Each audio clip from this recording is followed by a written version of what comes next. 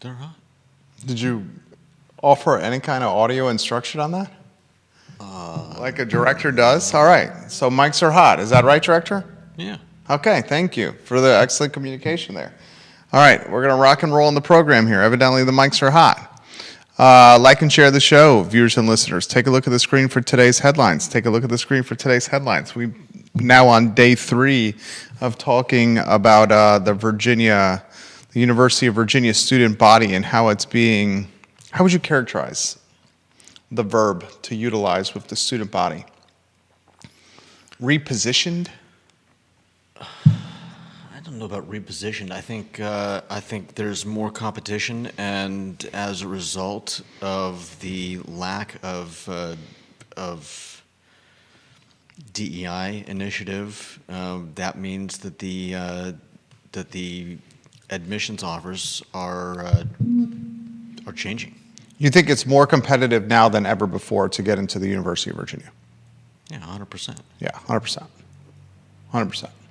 And the changes in numbers are just showing how the university is reacting to overall. They're getting more applications than ever before. They also offered more admissions than ever before. Yeah, but I'm sure, including a large ratio- majority to out-of-state students. Okay, but the point being that just because they're offering more doesn't mean they're offering as many more as are applying. Let's unpack that on the show. You got the feeds up and running. We're live on LinkedIn. I see it live on LinkedIn. That's good. I believe we are live on the group. Like and share the show, viewers and listeners. Like and share the show. How about this statistic? We've been led to believe that the homeless population in Charlottesville is somewhere between 200 and 225 people. Well, lo and behold, according to an article published today in Charlottesville Tomorrow, that quotes the service providers in the homeless industry, that number is now up to 571 people. I did a almost literal spit take when I heard that number. You did a spit take. That was the definition of a spit take of what you did in our pre-production meeting when I said the homeless population is now ballooned from 220 people to 571. Yeah, I was like, wait a minute, are you kidding? Are those real numbers? If you build it, they will come. Yeah. William McChesney, what do you make of that? Vanessa Parkhill, what do you make of that? We'll talk about that on the program today. We're going to talk on the show, ladies and gentlemen, topics that matter to the community. Like and share the show. We work hard for you. That's the only thing we ask in return. How about Afton Schneider? She's the Director of Communications for Charlottesville City. She described the Freebridge encampment as, quote, their home. And you'll cite the news source for that one, Judah, when we get to that topic. We will lead to the University of Virginia student body. What is the best? What should the student body for the University of Virginia be? Should it be comprised of the top, most talented performing students in the country, or should the University of Virginia student body be a strategically diverse student body first and then top performing students second? I want to have that conversation with you, Judah, on the program today. We'll lead with Charlottesville Sanitary Supply on the program. You ready to rock and roll, J-Dubs? Yep. Like and share the show, viewers and listeners. We work hard for you. Like and share the show. It's the water cooler of content and conversation. Let's rock and roll. Judah. Quiet on the set. Judah. Why don't you ever sing my name? Quiet. Why don't you ever sing my name? Because I only sing to my pets, and you're not my pet. And I don't do it in the company of other people. All right, let's see. You don't have any pets. Liza is in dog heaven right now. I know that, so I don't have to sing. That's one of the perks of not getting another dog. Now, quiet. Okay. Sorry, Judith. Sorry. Oh, God. You're so funny. You're so funny. I said quiet. Welcome to the I Love CVille show. My name is Jerry Miller. Thank you kindly for joining us on a Wednesday afternoon in downtown Charlottesville. Boy, oh boy, do we have a lot to cover. How about that homeless population? It has ballooned. It has spiked. It has increased. Remember, the metric provided to us by Charlottesville City was a houseless population in the neighborhood of 200 to 225 people, depending on the season and any given day in our fine and fair 10.2 square mile city. Well, lo and behold, according to an article published today by Charlottesville Tomorrow, ladies and gentlemen, the houseless population has ballooned, has spiked to 571 people, Judah. From 200 to 225, the metric utilized in the year 2025, last year. City Hall used the metric 200 to 225 people in the homeless population. That was the metric positioned with us last year when the argument was made that taxpayer dollars, $6.2 million, should be spent to purchase the office building on Holiday Drive. Mm-hmm. Now, 90 days, not even 90 days, not even at the end of the first quarter, that houseless population is up to 571 people, Judah. Are you quoting from CVille Tomorrow? CVille Tomorrow. Do you see the dates on that? Oh, I'm seeing it. That means I was going to unpack that. Were we lied to? Yeah. Was it misrepresented? Mm-hmm. Was the city disingenuous with us? So much to unpack on this story, including the communications director. She does a really good job. She's going to watch and listen to what I say on this program. Her name is Afton Schneider. I've met her once. I met her, in fact, in this studio when she was behind the scenes here in our studio on the I Love CVille network, as one of her colleagues, her associates, was on one of the sister shows of the I Love CVille show that airs on our network. We have a number of programs that air here. And on a side note, we're having tremendous success with A Life Unedited, a talk show hosted by Mark Hunt, an interview show that airs on Wednesday mornings at 10:15 a.m. And we're on the cusp of inking a deal with a host on a new show, a finance-based talk show. I'm trying to close that deal potentially on Monday. The ink is not dry. We're in contract and negotiations, but we're on the cusp of launching a new program that would air on Thursday mornings. That would give the I Love CVille network, ladies and gentlemen, nearly 15 hours a week of live programming. We are the water cooler of content and conversation in Charlottesville, Albemarle, and in Central Virginia. Afton Schneider, the director of communications, was in this studio, supporting one of her colleagues on one of our sister shows. And I met her the one time. I found her to be professional. I think she's talented. I think she's done a good job of bringing a voice you know what she's done really well, Afton Schneider? She's humanized, localized, and personalized city governance efforts. That's what a good communications director does. In fact, Afton, you should use this phrase moving forward on what you do at your job for Charlottesville. You humanize, you localize, and you personalize local governance. That's what you do. You do a good job of it. I was really shocked, however, with your word choice recently. You're the communications director. You realize that words are extremely important.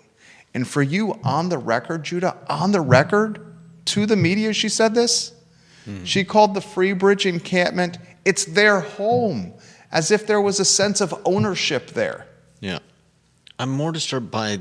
Are you two-shotted? Are you off camera talking like you? I'm talking like the voice of God. This is the voice of God over here, otherwise known as Judah Wickower. That's not blasphemous in any capacity, I promise. We are, of course, joking. Judah Wickhauer. It's their home, the sense of ownership for an urban wilderness trail that is on the bank of the Rivanna River, that is in a business and residential district and a gateway in entry into the city of Charlottesville. Calling it their home is almost appalling to me. I think it's more indicative of how city governance sees the encampment rather than a personal admission of Ashton's. But of course, I don't know her. I don't understand what you just said right there. I'm saying that what disturbs me about it is that I think that's the overall view of. You think that's Sam Sanders' view, and she's carrying out the MO of the city manager? Yeah. Because you're and city basing council. that on Sam Sanders' track record of Sandersville and Market Street Park, where he basically took the most visible park in the city and turned it into a shanty town for a couple of weeks, and then had the police department do his dirty work of clearing the shanty town of Sandersville. Fortunately, that went down extremely well. That's when we got one of the most iconic lines ever in local media history, when one of the TV stations went and interviewed one of the stakeholders of Sandersville and said, "We're going to have a Sandersville open house. We encourage community members to come, where we're going to be offering water bottles, chocolate chip cookies, and Narcan for all." That's the Just in line case that you need made the local news. Narcan for all, as if offering free life-saving heroin and opiate remedies is a lure for us. Parents and children. Let me bring my 8-year-old and my 3-year-old to Sandersville's open house on Market Street. Maybe you're right. Maybe Afton Schneider, the comms director, is just carrying out the edict or the order of the city manager. And maybe the city manager truly believes an encampment on the banks of the Rivanna River, smack dab on an urban wilderness trail, is the actual owned home of these individuals. Are we leaving city council out of this discussion? Maybe you're right. Maybe it's not even Sam Sanders. Maybe it's the council here. I mean, they're the ones that vetoed their own no camping ban. No sheltering in place ban, no storing of your possessions ban. Instructing the police chief to present it and then not backing him after he did the PowerPoint presentation. And speaking of which, I've just got to add that I was appalled. I normally think the CVille Tomorrow articles, while biased, are Extremely biased. usually pretty well written. 100% well written. But I saw in here where they specifically say, they specifically mention Charlottesville Police Chief Michael Conscious asked City Council to consider an ordinance, and go on to say that there were objections, but I can't believe that they would paint this as though it was all on Police Chief Conscious's personal impetus that the no camping ban was brought forward. I would also, if I was Chief Conscious, after reading that article, feel like this was not portrayed correctly. And it doesn't seem like that would be that's not like a buried lead or anything. It's not like there's a buried information there. I think this would be a fairly simple paragraph to not get wrong. Also, in the Charlottesville Tomorrow article that is now going viral, for example, being very much ballyhooed on the Charlottesville subreddit, the homeless population is now tallied at 571. Yeah. And here's something that's maybe disingenuous or misrepresented. If the homeless population is 571, they even date stamp it in this Charlottesville Tomorrow article according to the nonprofits that service the homeless. As of 2024, the homeless population was 571. And then they go on to say that data for 2025 isn't even available yet. Last year, when justifying the purchase of an office building for $6.2 million of allocated taxpayer resources to purchase an office building on the bypass that was going to yield 200 or so beds, the population was earmarked between 200 and 225 people. And roughly 50 of those or so are, I believe, regular tenants at the high barrier shelter. The Salvation Army shelter. Mm-hmm. So it made perfect sense on paper. Okay, we have 200 homeless people to 225 homeless people. 50 of them are regular tenants when the weather is really nasty, too hot, too cold, rainy, dangerous. They go to the Salvation Army. That leaves anywhere from 150 to 175. Yes, let's spend $6.2 million for this office building. It's going to be 200 or so beds. Everyone's going to get a cot. This makes perfect sense. Yeah. Now we know, according to this Charlottesville Tomorrow article, that the population was in fact over 500 and even closer to 600 people at the time. Yeah. The taxpayer is being bamboozled here. This is disingenuous at best. Disingenuous at absolute best. Some kind of corruption, possibly. I can't be more straightforward than that. My question is, was it a willful oversight? And I respond to the willful oversight by saying what I say at this firm every single week. Ignorance is not an What excuse. is it? Ignorance is not an excuse. The man knows that I say it so much. Ignorance is not an excuse. It's not an excuse. I've worked at some firms and companies that would say ignorance is making a mistake tied to ignorance is even worse than making a mistake tied to oversight or haste.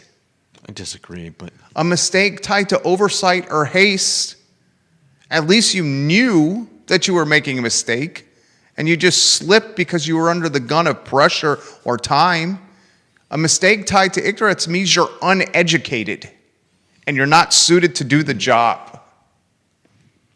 I think that right there will be the tomato of the team member and employer, the employee and employer tomato right there. How one views that.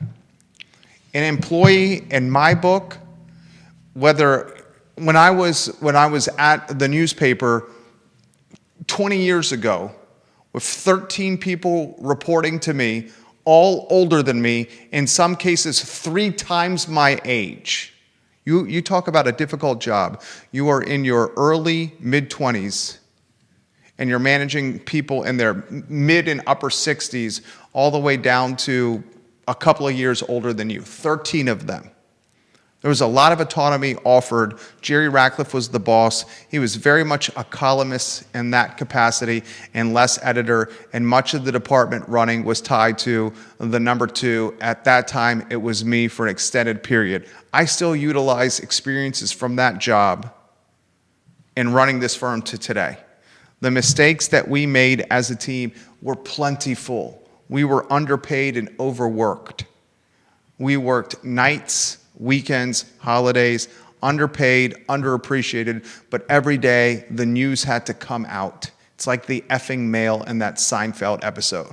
Every day the expectation was to put out some kind of news product, regardless if we had news or not, but we did it. That's the nature of the profession. And as a result, we made mistakes all the time. There are varying degrees of mistakes. The mistake that got you fired was the mistake on the correction. If you make a mistake in the newspaper business, you make a correction, you write a correction. You write too many corrections on your work, your job is in jeopardy. But the big no-no is the mistake on the correction that showed up in print. That's when you got pink slipped. And oftentimes it was, oh, I didn't know, I'm ignorant. That is not an argument to use with a boss. It is, though. The problem is that bosses are very good at looking at other people and seeing mistakes. They are very bad at seeing their own mistakes and seeing that the rules don't always apply to them. And if you want to get down to the nitty-gritty, the quote is actually, "Ignorance of the law is no excuse." Ignorance is a perfect excuse, because if you're ignorant of something, how can you know that you needed that information? Because you are a seasoned professional. That doesn't mean anything, though. Because, and anyone watching this show can relate to this who's ever had an employer of any capacity. And anyone who's watching the show can relate to this if they are the employer and have employees that report to them. Yeah. This and if is- you have created a list of rules and laws or whatever you want to call them, and the person is ignorant of one, that is applicable. Okay, then because let's- they should have been able to look at the list of rules and know that they had missed something. Then let's talk But- about this as it relates to the city.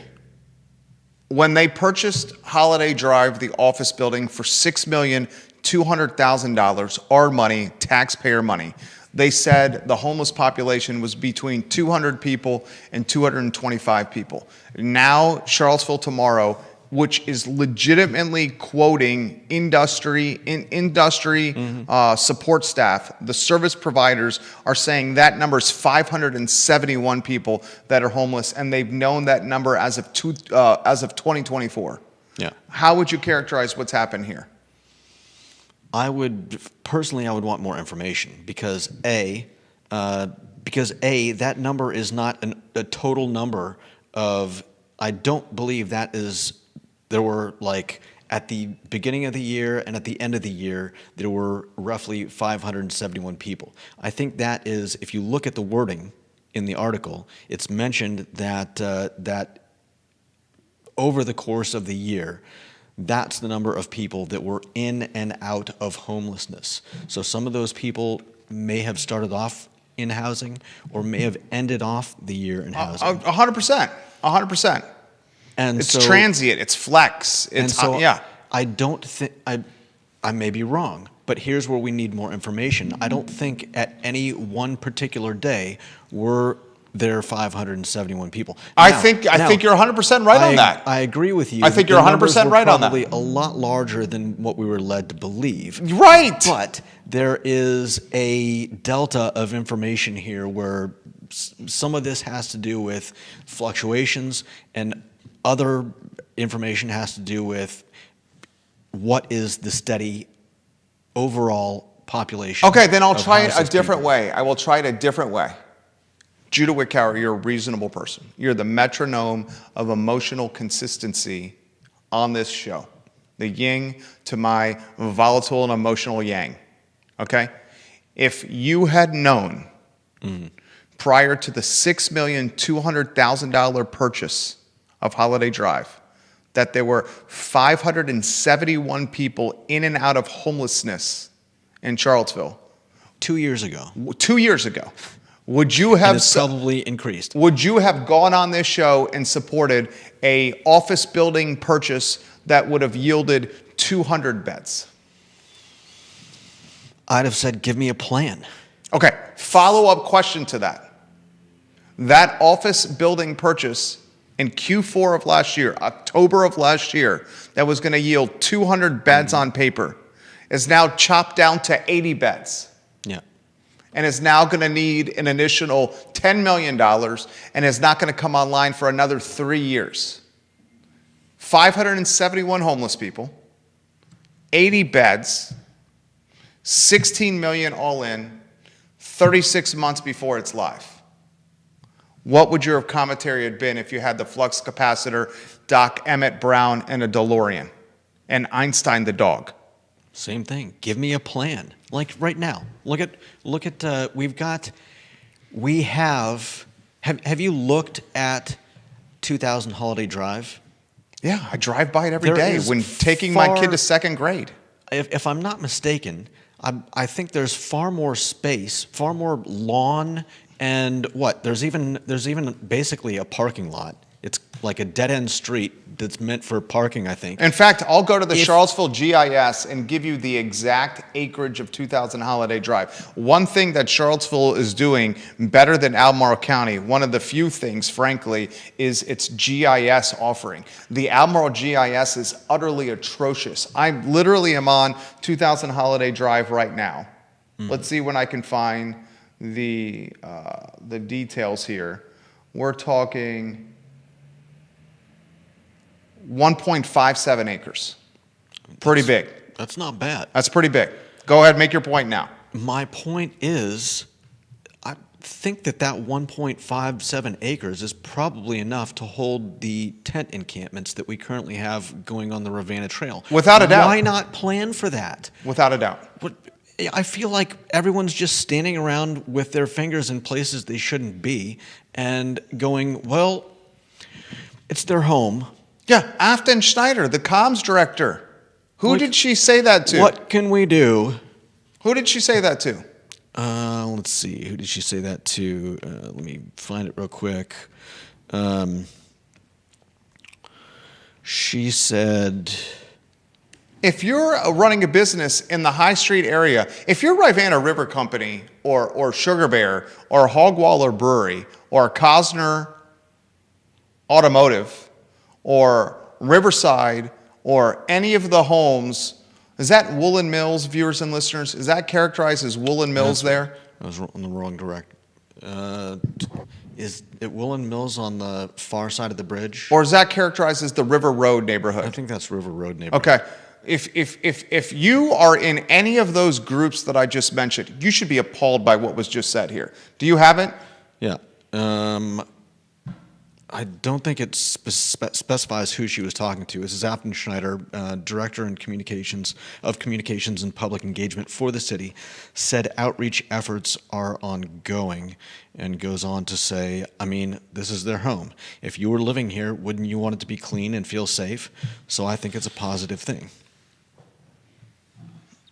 Which, I mean, it's not wrong if you don't have any plan to do anything. Judah, it is wrong. This is a public. This is a public park. But if you've already ceded control of the public park to everyone, then yeah. Offering usage and calling it their home are two different things. I agree. And word choice is how she makes her living. Yeah. She makes her living by choosing words to communicate to people. But she speaks for our city's government, not herself. And so when she says, I mean, this is their home, if you were she's speaking as a publicist. Then she is a publicist. She's a public relations expert. You can say what you want about the meaning of the words, but the fact of the matter is she is imparting our city's feelings on the matter. Deep Throat providing value to the show. Deep Throat's photo on screen. This is why he is number one in the family. This is why he's number one. I looked at the Charlottesville GIS, 1.57 acres when you search 2000 Holiday Drive. Deep Throat offers additional color here. There are 2 parcels for Holiday Drive. The city purchased both of them. The second parcel has no building and 2.3 additional acres. So now we're talking 1.57 plus 2.3. What is that? 3.87? Yeah. 3.87 acres doing diddly squat. Build a COA campground, right? What the hell is going on here? Seriously, build them a roof or something, and have some trash cans and whatever. The used heroin needle dispensers. The dispensers and whatever porta potties they're putting up. Get it away from the water source and where the kids play and where the taxpayers use an urban wilderness trail that goes across the entire city and county. But there's no plan. What the hell is going on here? Thank you, Deep Throat. That's my big problem. There is no plan. When is the planning going to get started? You have land that you could offer that you own. With a shelter on it. that's unused, that's been taken off the tax rolls. Doesn't have a shelter? Are It you has an talking effing office building. Yeah, obviously, but I know they, for whatever reasons, they decided they're not going to use it yet. What, wouldn't you rather sleep inside an air-conditioned and heated office building than under a bridge? Of course. That Charlottesville Tomorrow article, did you read it? Not all the way through. It's effing sad. They're interviewing people in this encampment that didn't want their name utilized. Yeah, Mary. Yeah, alias Mary. That literally says or maybe it was Jane here and there. Yeah. That had all her possessions wash away in a flood with the Rivanna River when the rain and the water got so high. And part of her possessions that got washed away in this flood was her birth certificate and her driver's license. And as a result of that, she cannot get work because she has no driver's license, no birth certificate, and no possessions. Yeah. It is the effing saddest story in the world. But it's a byproduct of what Judah said. There is no plan. They have 3.87 acres that the city owns. 3.8 with an office building that is, according to the GIS, what is the office building? We're talking the first floor. You ready for this? The first floor has 11,000, I need a calculator for this, 11,447 square feet.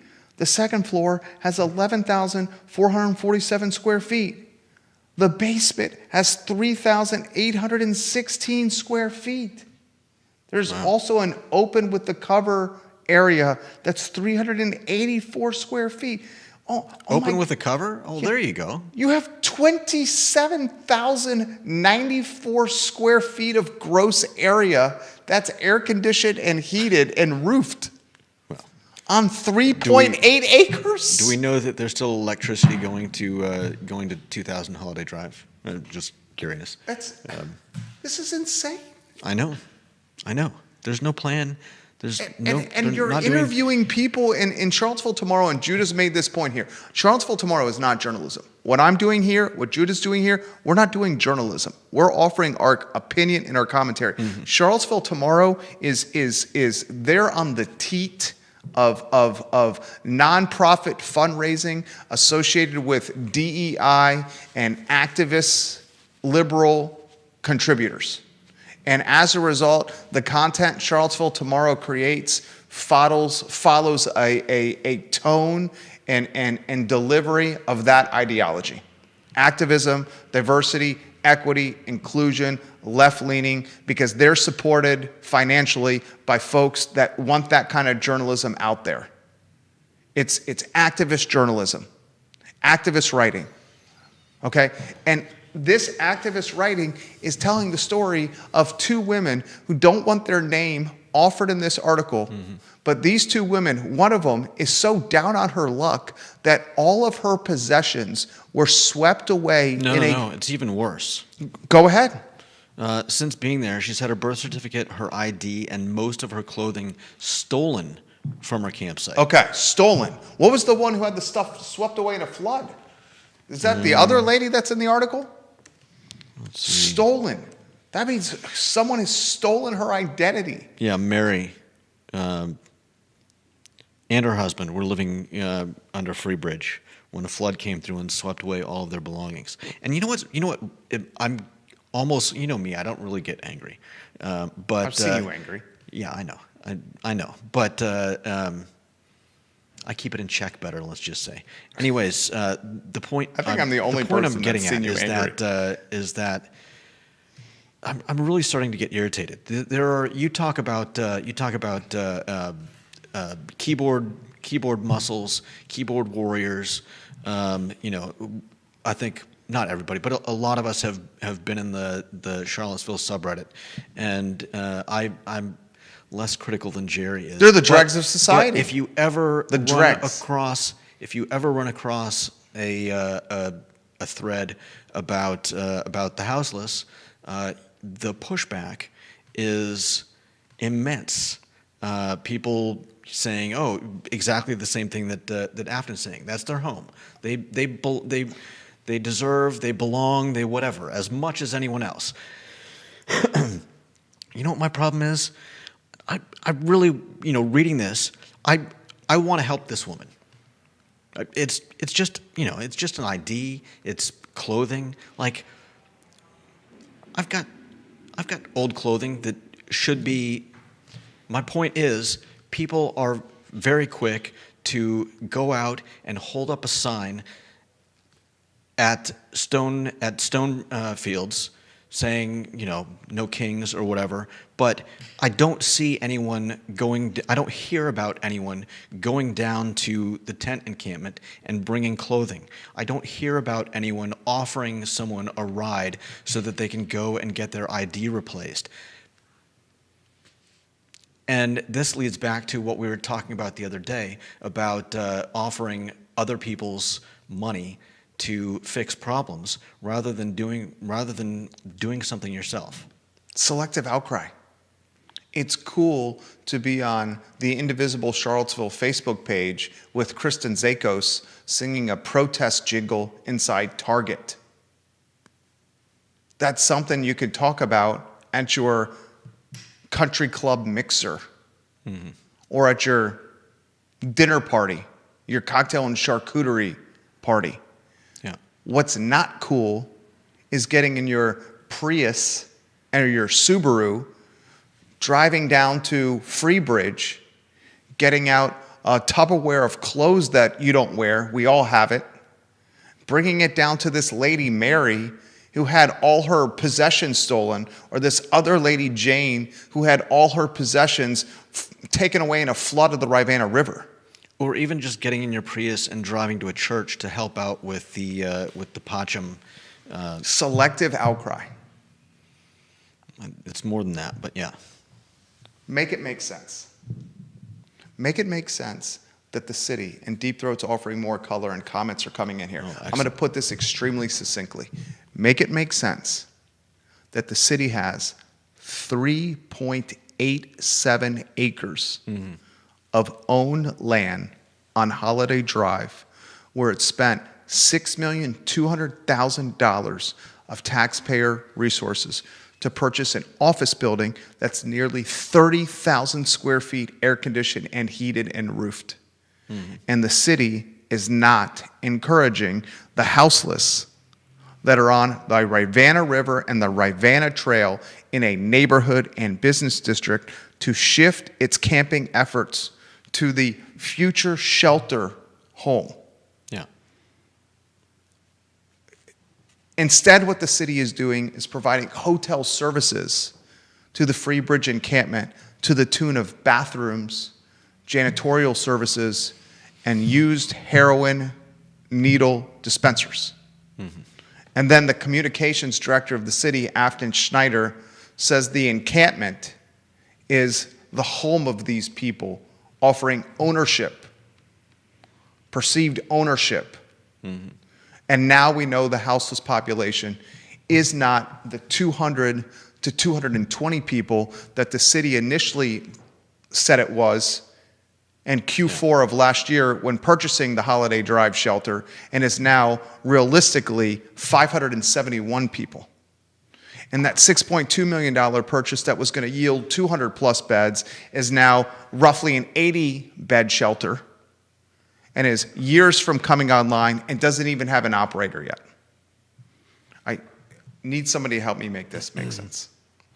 I'd like to give some attention as we speak succinctly, frankly, and straightforwardly on the water cooler of content and conversation, the Charlottesville Sanitary Supply and Charlottesville Swimming Pool Company. 62 years in business for Charlottesville Sanitary Supply. Online at charlottesvillesanitarysupply.com, where you can get anything cleaning or sanitary, vacuum or swimming pool, water testing related, and it's delivered on your doorstep the same day for free. Why are you not doing your shopping with a business that's been here for 62 years, that's backed by a family that's lived in Albemarle County for 5 generations? And they have a swimming pool company called CharlottesvilleSwimmingPoolCompany.com. That is your consultant for anything swimming pool related. Water testing, pool robots, pool covers, pool shades, Yep. in-ground installation, above-ground installation, anything and everything. It's John Vermillion and Andrew Vermillion. God. Deep throat. By the way, from a bird's eye view, he says, I'd say that settlement is under an acre for sure, under Freebridge. Yeah. So you got nearly 4 times the offering on Holiday Drive. Mm-hmm. Ginny Hu watching the program. She says this: color me shocked that the homeless population has more than doubled. Can you imagine what it will be like once we have steady and warm weather? Mm-hmm. Exactly. Olivia Branch watching the program, the Queen of Keswick. This is not an overnight solution. What is? Can we locate an area of the city or county that's not public as a temporary solution? I think that's what we're saying. Holiday Drive. Holiday Drive is the answer. Not public. The city owns it. There's plenty of grass. There's even some hard top where nobody's going to drive because it's a dead end, and it's right on the path. It's right on the trail. It's literally in the perfect spot. Yeah. And the city owns it, most importantly. Yeah, you can put up as many tents as you want. The city can put up. They can talk to CSS and get one of those shade covers. Those pergola covers. To put over things to keep the rain off. Why wouldn't we just say pitch your tent in the 27,000 square foot office building? Why? We will provide you air condition and heat. If I had to guess, I would say that there's probably some legal. Okay. Imagine. What do you think my response is going to be to that? I don't know. And there's not legal collateral damage to Well, living on a trail by a river in a business district in a neighborhood, shooting up white china? okay, but being serious. I am being serious. No, but being what was serious, not serious about what I said? If somebody trips a half meter off your property and hurts themselves, no big deal. If somebody trips and hurts themselves on your front lawn, even worse, in your house, they can sue the pants off of you. So my guess, and this is just a guess because I'm not an expert in any of this, my guess is that the second they let someone into that building, they'd better be have their insurance money paid up and be ready for the absolute worst to happen. Because if somebody comes into your house and they're shooting up, you can bet eventually they're going to hurt themselves. Okay, you're saying it's much safer. It's much safer I'm saying to shoot up the white china next to a flooding riverbank that's taking people's possessions and drowning them. I'm not shoot up saying the it's white china safer. there instead of a controlled environment like an office building. I'm not saying it's safer. Obviously, I'm being facetious. I know. Philip Dow, the mayor of Scottsville, watching the program, says, I worked in that office building for many years. Very nice office building. Sad that it's going to be used for this shelter. The city buying this building shows no common sense. William McChesney, the mayor of McIntyre, the houseless building would have to have power to maintain HVAC so pipes won't freeze. There are median beggars at 250 in a hydraulic intersection that stay in nearby motels. 100%, I've seen it as well. And a tent. There's a tent on that corner already. Or at least there has been. There 100% has been. So I think it's still there. Carly Wagner watching the program, key member of the family here. She's very practical with her perspective. A lot of comments on the I Love CVille group. Did the city purchase the parcel specifically for the purpose of this campsite? Ravenna Trail prohibits camping, she says. There are organizations and churches helping these people. Patcham hosts many of them, with each church hosting groups for a couple of weeks. Our church is gearing up to host 70-plus men for 2 weeks. That's what Judah's church is doing right now. No, I think you told the story on Monday. Yeah, I think our 2 weeks is either up or close to up. I don't remember the exact dates. But yeah, the men have been at our church for a couple weeks, and it's been great. Some of them have even attended our church service. Carly Wagner, do they open and close pools? Charlottesville Sanitary Supply and Charlottesville Swimming Pool Company. Yes, call John and Andrew Vermillion about opening and closing your swimming pool. Carly Wagner, 100%. We have a swimming pool, our home in Ivy. Charlottesville Sanitary Supply is the point of contact. They will help you. John or Andrew Vermillion, Carly, at Charlottesville Sanitary Supply and Charlottesville Swimming Pool Company.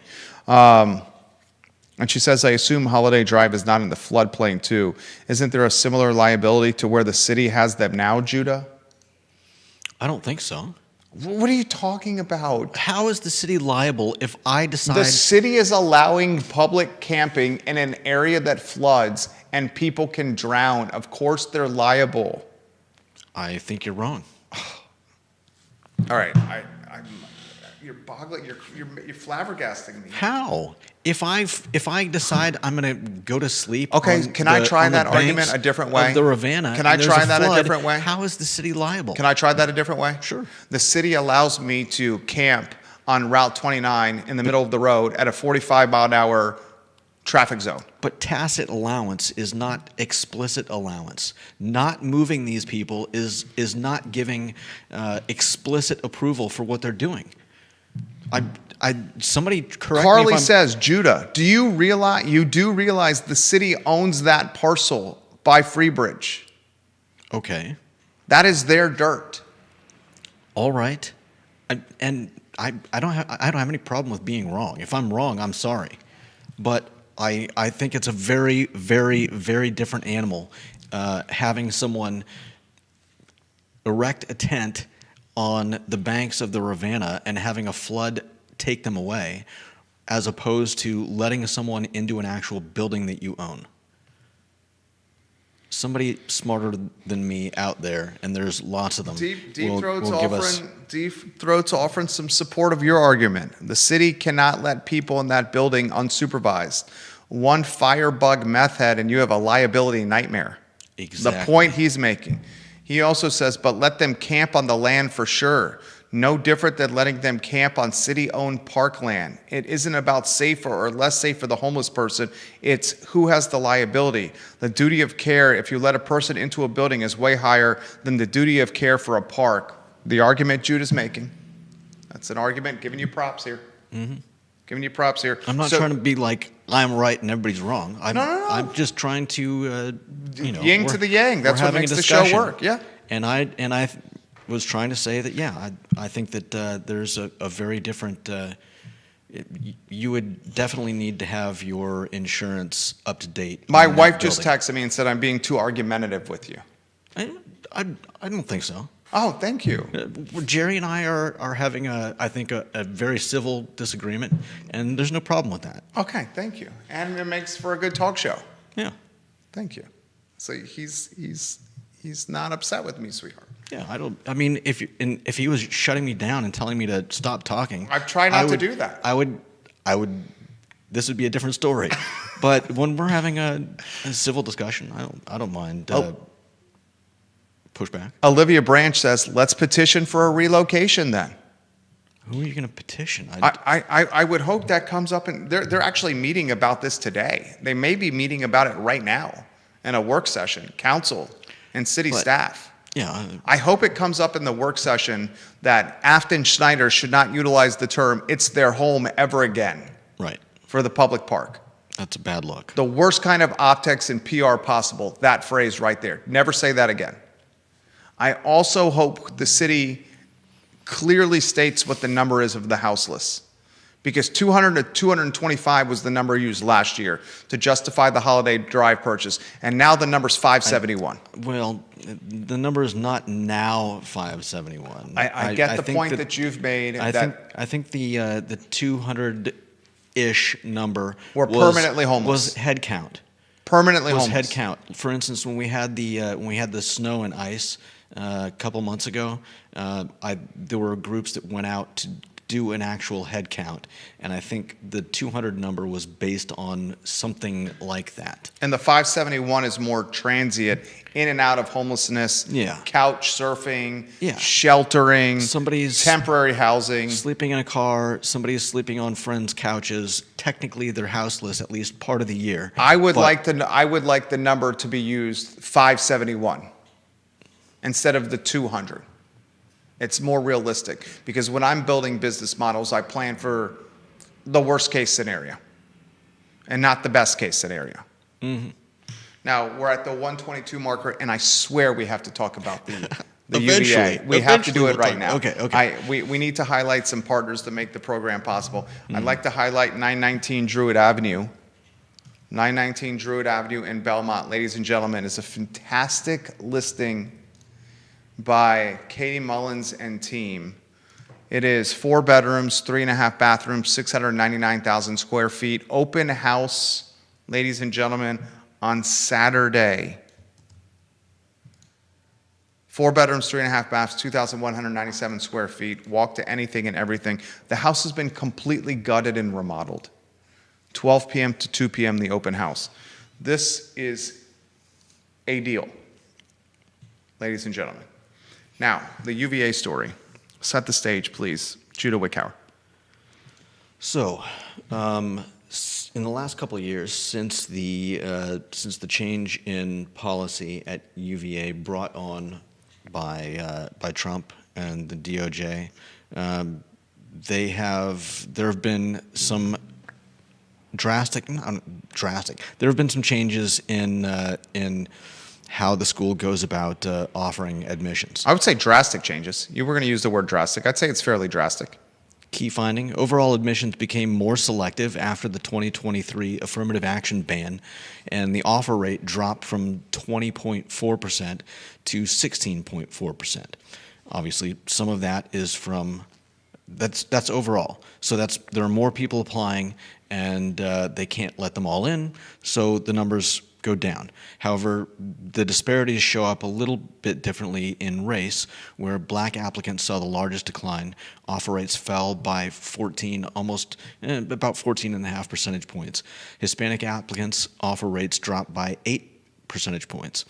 White and Asian applicants had smaller declines of roughly around 7 percentage points each. And black student enrollment decreased from 8.2% to 6.1%. And I think it's an interesting discussion to have about what this means in terms of UVA. I think you're on point the entire center show. of our- What does it mean? What's your take on this?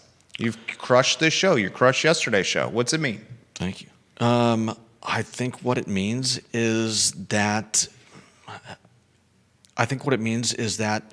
as we've mentioned, there are more people applying, there are less spots to give more people, and the school now has to, I don't know what exactly, we haven't heard anything recently about the information that UVA is providing the DOJ or the government, but I would guess that if someone sees something that they find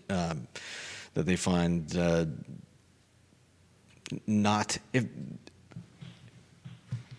my guess is that the applications are being poured over much more for merit than for any particular race, color, creed, or religion. 100%.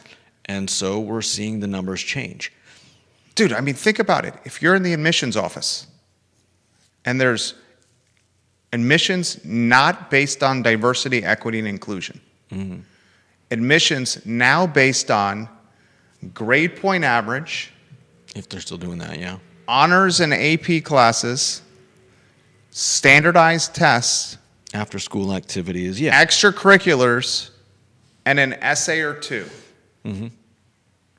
If anything, the admissions game has gotten a little bit more metric-based and black and white, no pun intended. No pun intended. Okay? SAT, ACT, GPA, Yeah. AP or honors, essay, extracurricular, referral letter.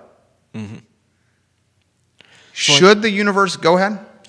So I think the question now, the numbers themselves, I don't think mean a whole lot to us. Well, But it means a whole lot to us if your kid's not getting into UVA and really wants to go Right. there. And so the question now becomes, how do we get across all whether it's sex, whether it's color of your skin, whether it's your religion, how do we get those equal before it gets to the applying to the college stage? I don't try that again. I didn't follow that. So let's say we want all these offer rates equal, so that the offer rates to black applicants is roughly the same as the offer rates to Hispanic, is roughly the same as the offer rates to white and That's Asian DEI. people. It's DEI if the school is choosing who to let in based on trying to get those all equal. But what I'm saying is we need to ask that question before they get to UVA. You're saying we need a set rules. We need to help elevate. If the reason that there are less applicants getting offers in one particular area over another, because of, like you said, Socioeconomic. test scores Yeah. and essays Yeah. and things like that, how do we help them get those test Okay, scores? I think what you're saying, and I'm succinctly. Okay. Go ahead. What you're saying is, how do you empower the disenfranchised so they're on a more even playing field, production and output wise? Kinda. Yeah, that's what you're saying. And my response to that is this: that's not UVA's role. I'm not saying it's UVA. The University of Virginia's job, this is where the conversation Okay. moves Yeah. away from UVA. Fine. Because UVA should not be choosing based on sex, race, or well, it anything can't else. now. Legally, it's I know. entered into an agreement that Paul Mahoney signed. Yeah. The former interim president of the University of Virginia entered an agreement that diversity, equity, and inclusion is completely eviscerated, eradicated from the admissions process. Yeah. He did that, Paul Mahoney, to preserve federal funding and to ensure no more legal brouhaha with the Trump administration and the University of Virginia. Yeah. Okay, And so so- we're in a contract right now as long as Yeah. Donald Trump is in office. And so what I'm saying is that these numbers, because of that, are interesting to us to inform us. But like you said, the problem is no longer UVA's. The problem is now how do we get kids of all stripes to the same level before they get to college? That's so many layers to the onion. I know. I'm not saying Broken we're gonna- households, I'm not saying we're gonna single answer parent the- households, two-parent households, know. socioeconomic status, the wealth of the family, SAT tutors, the willingness of parental oversight, get it. the public school, the quality of the education, the private school, the quality of the education. I mean, I'm not saying that we are going to- can I talk now? Yeah, okay. I took the standardized test from the 7th grade and on. Okay, huge advantage. Okay, we're never going to solve that problem. Okay. Do you disagree? Maybe you're right. There's not a chance in HE double hockey sticks that society can solve the problem of even the playing field of children from all walks of life and putting them on a playing field with the same set of rules. That's just life. Some kids work harder than others. Some kids are born with learning disabilities. Some kids have households of two parents, one parent. Some kids have access to education that other kids don't. It sucks, but it's Darwinism. And do you disagree? No, I don't disagree. I think mainly my point is that these numbers are an interesting talking point, but it takes the question out of UVA's hands in a way, and the question then becomes, okay, if you have a problem with these numbers, as I said, how do you change it before they get to the college? Good luck. And there might not be an answer to that. Yeah, good I'm luck. just saying that this is where the numbers take me. Take your kids off screens. Make sure they do their homework. Yeah. Sit alongside them while they do their homework. Make sure they're not skipping school to do protests that are not tied to them. If they want to exercise their freedom of expression and their right to protest, do it before or after school and not during algebra or AP US history. Get the SAT study book. They're fairly cheap. If you can afford a tutoring session, do that. Practice the test many, many times before taking it. You could do it. You can. What Curtis Shaver is talking about this, about the homeless shelter, and he's saying with the homeless shelter. Oh, Tanya Reilly says I'm a dick. Thank you, Tanya Reilly. I appreciate that. That's her first comment on the show. Looks like it's a bot. Oh, it's a bot account. Is she boolangering? She's boolangering. She's boolangering over there. We got a boolangerer. Tanya Reilly's a boolangerer. It looks like it's a bot account anyway. Curtis says this, with the homeless shelter, which is what you said, you can build it, but if you don't have the policy in play, no camping and no sheltering and no storage of possessions, the shelter's going to flop. We're in 100% agreement with that. It's like you can lead a horse to water, but will it drink? Same thing with students and grading and performance. You can lead a student to water, but will it lap up the resources to empower the student and become better academic-wise? You know what? I would say in 2026, it's easier to perform as a student than ever before because of technology and the internet. I disagree. How so? Everyone has... Sure, you can get the answer easily at your fingertips, but that doesn't make you a smarter person. It doesn't help you in school unless you're allowed to get all the answers you want from your handheld information machine. But having easy access to information is only worthwhile if you're going to take the time to actually, use it to learn. I think it's like having a card file at a library. If you could just get the answer, if you could just find the card, get the book, find the place in the book that has the answer, you haven't actually learned anything. You've just figured out how to find the information you need to we're in a disagreement on this. This one makes the show great. Disagree with you here. I think it's easier in 2026 now to get wealthy than it's ever been in the history of the world. I think it's easier in 2026 now to get empowered with knowledge than it ever is in the history of the world. I think it's easier now in 2026 to become a top 10% student, where the top public universities and private colleges and universities would be willing to admit you based on your performance than it's ever been. You can take classes online that are collegiate in your spare time, open source academics, open source education, the ability to learn, to study, to prepare now is more significant, robust, ubiquitous, approachable, accessible than it's ever been. Yeah. When I was growing up... You still have to use the tool that's given to you. I mean, there's the difference between the winners and losers. Sometimes. Are you willing to put in the work? Sometimes that's the solution. Are you willing to put in the work? Jason Noble. Jason Noble says Judah is a quality of opportunity oriented versus a quality of outcome oriented. I think I agree. Say it again. Judah is a quality of opportunity oriented versus a quality of outcome oriented. Yeah. What does that mean? That means that... You're saying everyone should have the same start of the race? Everyone should have the same opportunity at the beginning of things. I'm not saying that. I don't think you're getting it. Go ahead. Outcomes are all about. Those are your what do you call it? Your trophy for your participation trophies. That's the quality of outcome. Is that no matter what happens? Everybody ends the race with a big old trophy. It doesn't matter what place you took.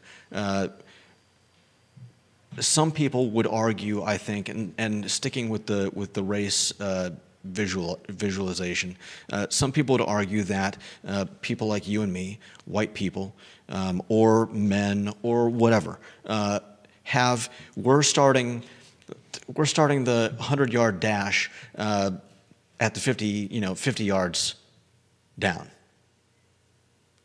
whereas other people are starting back at the blocks. So I'm saying that everybody should start at the blocks. That doesn't mean that you give people stuff. It just means that we're all starting at the same place. There's no equality of outcome because we all get to the end of the line at whatever pace we're running at. But none of us are starting halfway there already. I'm not going to go deeper into it than that, because I'll just end up rambling. Which is what you're doing. And my response to that is this: life is a fight for a knife in the mud. Life is a fight for a knife in the mud. Okay, and some people are willing to fight harder for that knife.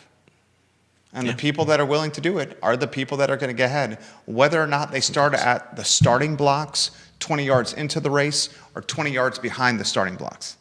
All right. It's my take.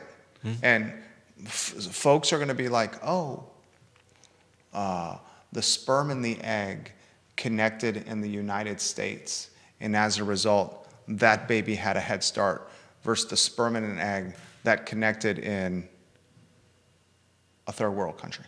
Yeah. Or folks are going to be like, the sperm and an egg connected and birthed a white male, versus the sperm and an egg connecting and birthing a... Yeah. You don't want to say black male. something else. All right. Okay? Yeah, we get it. The reality is, that's your starting point, and you're nowhere near the finish line, and you can make whatever finish line you want. Mm-hmm. I think we're subtly arguing different things and not necessarily at head-to-head loggerheads against each other. You know what?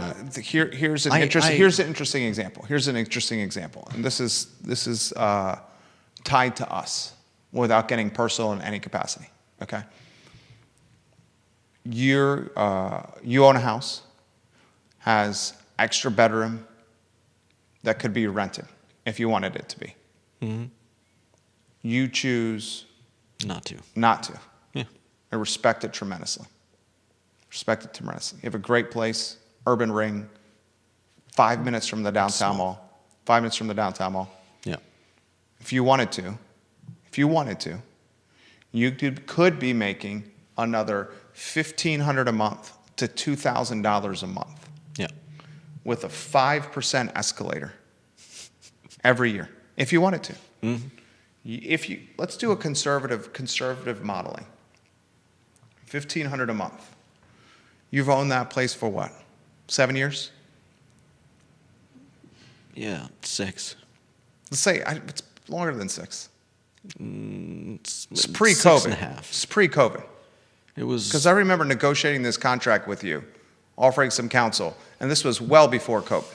Yeah. Oh, yeah. It was. I believe it was mid 2019. It's been more than 6 years for COVID. Let's just call it, for the sake of a conversation, 7 years. Let's do very conservative modeling. 7 years times 12 months. It's 84 months.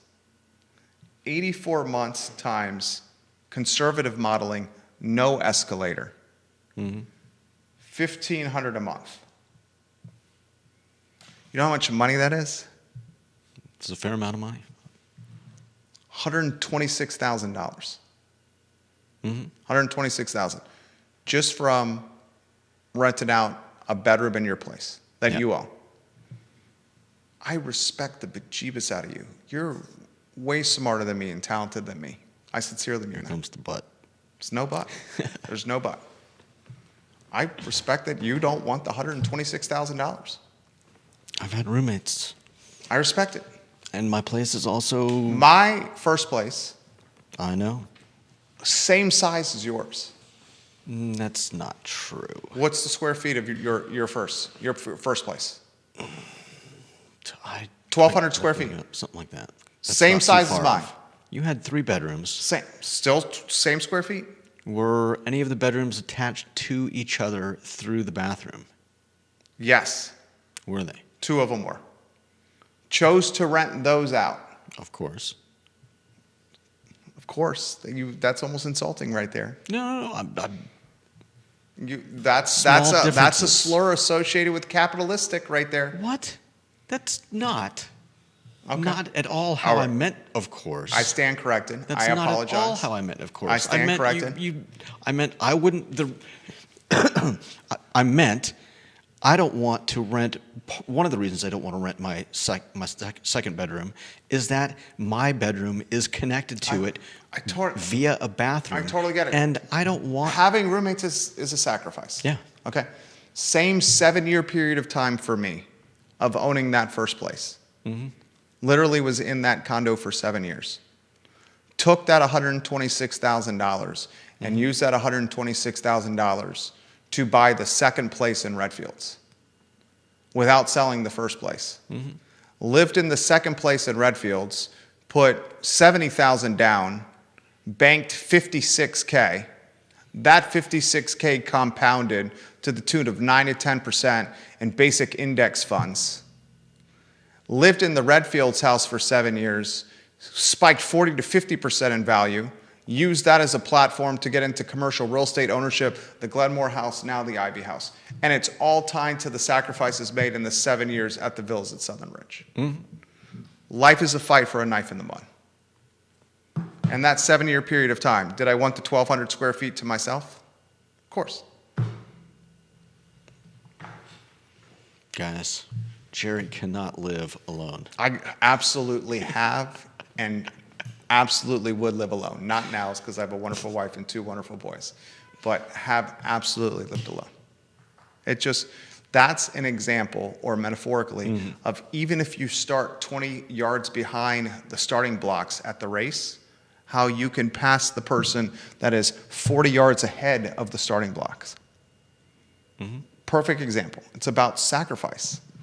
And to the University of Virginia topic with the students, from my standpoint, it should be a meritocracy. Yeah. Admissions into one of the most premier public universities in the world should be based on merit. It should not be based on anything else besides merit. It shouldn't be based on if your parents went there, if your parents gave millions of dollars to the school. It shouldn't be based on a referral that you have from a dean or a big-time benefactor. Mm-hmm. It should be based on merit, on output, on production. Yeah. Because it's a rite of passage to life. It's a rite of passage to life. And once you get into this world that we live in, that's Darwinistic, where a flood of the Rivanna River is going to take all your possessions downstream and you'll never see them again, or you'll be in an encampment and your birth certificate and license will get robbed and you won't have an identity anymore, or you're going to have a food and beverage business during the pandemic and you're going to have to take debt against the equity in your house just to make payroll and survive. Mm-hmm. Or you're going to have to figure out in the 18 years of running a business-to-business consulting firm, pivots of 3 different varieties in that 18-year spread because the world's changing. Mm-hmm. That is effing life. And allowing entrance into a university based on favors or historical travesties is not how life plays out. Mm-hmm. My 2 cents. All right. I'm 1 minute late for a phone call with one of those clients that is on our consulting list. Stanley Martin Homes. Stanley Martin Homes is a trusted provider in home development. Condos, single family, or townhomes, innovatively constructed, designed, and developed by Stanley Martin Homes, with methods tied to honesty, communication, and meeting timelines and deadlines. Stanley Martin Homes, trusted provider in the housing space locally. That's the show. I thought this guy effing kicks him, you know what, today. Thank you. Seriously, this is when this show's at its best, when we do have the dialogue like this. Yeah. I thought you did well yourself. Thank you. Props to you. Thank you. That's the talk show. For Judah Wickower, my name is Jerry Miller. So long.